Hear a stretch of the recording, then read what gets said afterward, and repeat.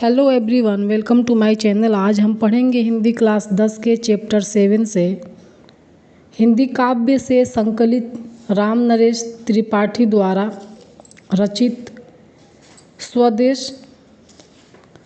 स्वदेश प्रेम। तो चलिए देखते हैं।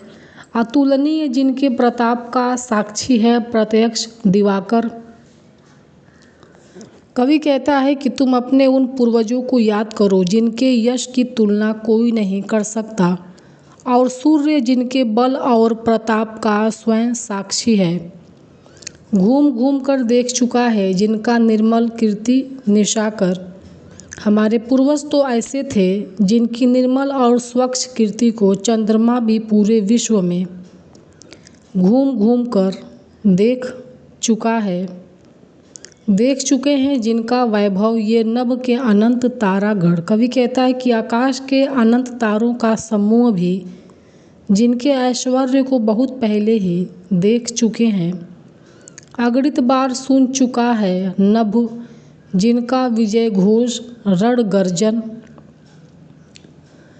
कवि कहता है कि आकाश के अनंत तारों का समूह भी जिनके ऐश्वर्य को बहुत पहले देख चुके हैं, यह आकाश भी हमारे पूर्वजों के विजय घोषों और युद्ध की गर्जनाओं को अनेक बार सुन चुका है। अर्थात हमारे पूर्वज के प्रताप, वैभव, युद्ध कौशल सब कुछ अद्भुत है। इसकी तुलना किसी से नहीं की जा सकती है। शोभित है सर्वोच्च मुकुट से जिनके दिव्य देश का मस्तक। कवि कहता है कि भारत एक महान और प्राचीन देश है जिसके मस्तक पर हिमालय रूपी सर्वोच्च मुकुट सुशोभित है।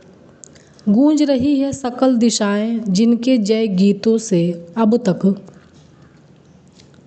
कवि कहता है कि हमारे पूर्वज इतने ज्ञानी और परोपकारी थे कि उनके विजय के यशगान से आज भी संपूर्ण दिशाएं गूंज रही हैं, जिनकी महिमा का है अविरल साक्षी सत्य रूप हिमगिरिवर।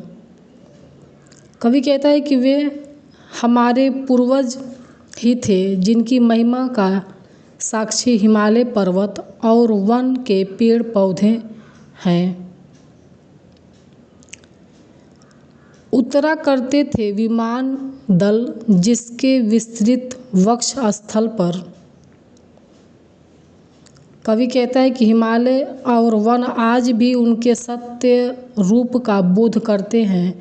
यह हमारे देश की विस्तृत भूमि ही है जिसके वक्ष स्थल पर अन्य देशों के विमान भी उतरा करते थे। अर्थात भारत की कीर्ति को सुनकर दूर दूर के विदेशी यहाँ आया करते थे। इस प्रकार भारत की कीर्ति संपूर्ण विश्व में फैली थी।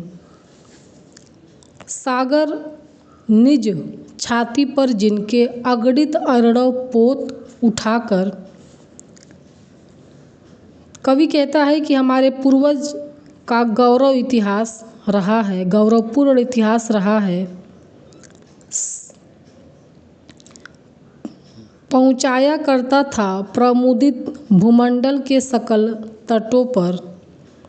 समुद्र स्वयं उनकी सेवा में लीन रहता था। वह अपने वक्ष पर अनगिनत जहाज़ों को उठाकर प्रसन्नता से पृथ्वी के समस्त तटों तक पहुँचाया करता था।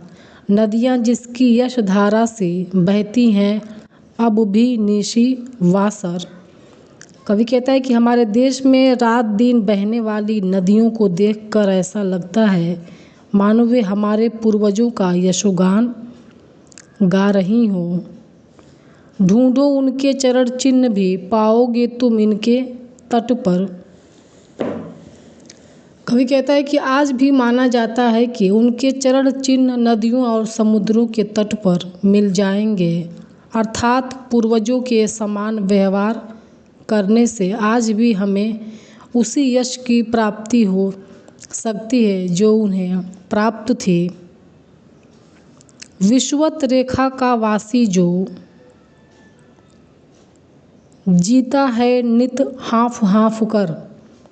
कवि अपने देश से असीम प्रेम करने की प्रेरणा देते हुए कहता है कि विषुवत रेखा का वह भूभाग जहाँ असहनीय गर्मी पड़ती है और वहाँ के लोग गर्मी के कारण हाँफ हाँफ कर जीवन बिताते हैं। विषुवत रेखा का वासी जो जीता है नित हाँफ हाँफ कर, कवि कहता है कि विषुवत रेखा का वह भूभाग जहाँ असहनीय गर्मी पड़ती है और वहाँ के लोग गर्मी के कारण हाँफ हाँफ कर जीवन बिताते हैं, किंतु इतने कष्ट होने पर भी वे अपनी मातृभूमि से अत्यधिक लगाव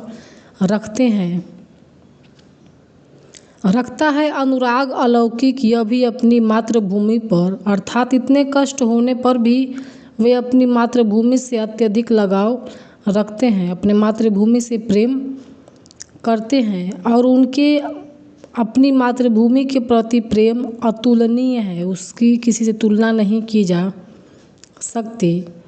ध्रुववासी जो हिम में तम में जी लेता है कांप कांप कर। कवि कहता है कि ध्रुवीय प्रदेशों में जहाँ साल के अधिकांश महीनों में बर्फ जमी रहती है, भीषण सर्दी के कारण कांपते हुए जीवन बिताना पड़ता है, वह भी अपनी मातृभूमि पर कर देता है प्राण न्यौछावर। सर्दी कोहरे और धुंध के कारण दिन रात का अंतर करना कठिन होता है। वहाँ के लोग भी शारीरिक कष्ट सहते हुए भी वहीं रहना पसंद करते हैं। इसका सीधा सा कारण अपनी मातृभूमि के प्रति अटूट प्रेम ही तो है। यहाँ के निवासी शत्रुओं से रक्षा करते हुए अपनी मातृभूमि के लिए जान की बाजी भी लगा देते हैं।